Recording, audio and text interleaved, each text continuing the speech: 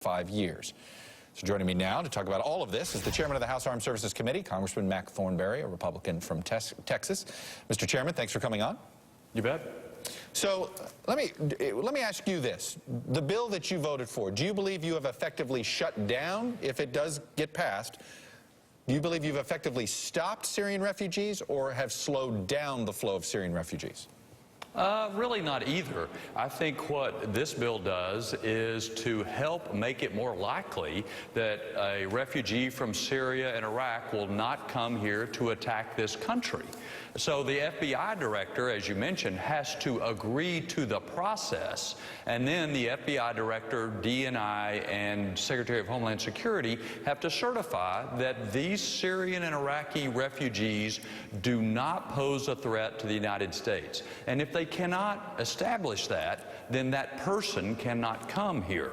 But the whole purpose is just to help ensure, in the short term especially, that someone from Syria or Iraq is not going to come here to carry out attacks against us. Let me play for you what Lisa Monaco, the president's chief counterterrorism advisor, said to me yesterday about how many Syrians get rejected from entering the country. Here's what she said. Since fiscal year 2011, we looked at 20,000 refugees who were referred to our process by the UN. Of those, we interviewed some 7,000, and only under 2,000 have come through that process. So essentially, she outlined a 90% rejection rate. It's a 2-year process. You didn't think that was thorough enough? No. Here's what I know for certain. Our intelligence community did not think that terrorists were trying to mix in with refugees as they went to Europe or to the United States. Paris has proved that assumption wrong.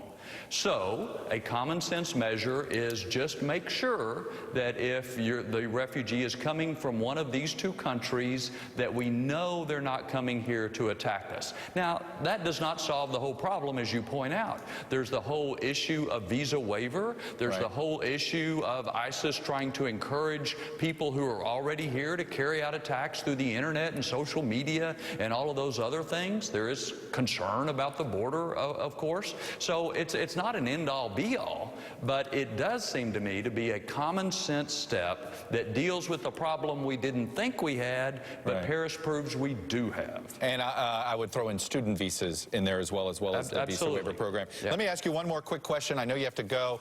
The president seemed to, when he hit you guys for taking up this bill, he noted he's been waiting over a year for an authorization for what he's been doing on ISIS. You're on armed services. Are we going to see a sped-up process here to see Congress put an authorization in place that is modernized from the last one? Oh, I think we should, and I have always believed we should have an authorization to use military force against ISIS. We would be further along if the president had sent us a decent draft to go by, which has always happened in the previous cases.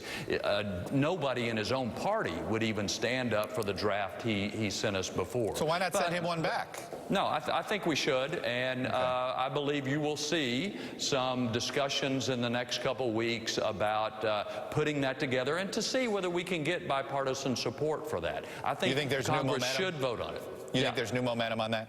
Yeah, absolutely. I think the Constitution puts it on our shoulders, and we should do it. All right. Congressman Mac Thornberry, chairman of House Armed Services, thanks for coming on this evening.